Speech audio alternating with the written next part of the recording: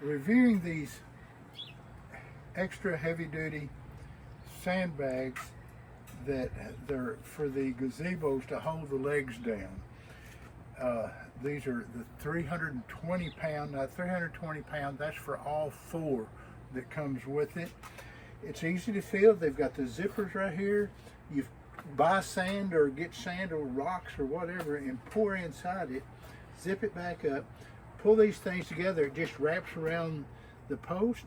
You've got the snaps here that holds it firm.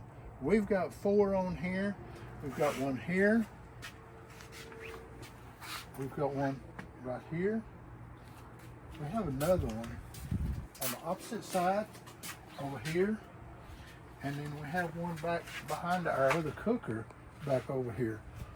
We've had 40 and 50 mile an hour winds, and it seems like it has held up really well. We've had this canopy for years, but we decided to do it out here because now we're strictly on concrete, and it has held it. It's done fantastic.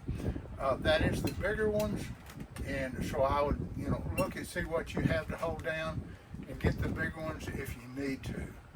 Anyway, they are good product, and it has really worked.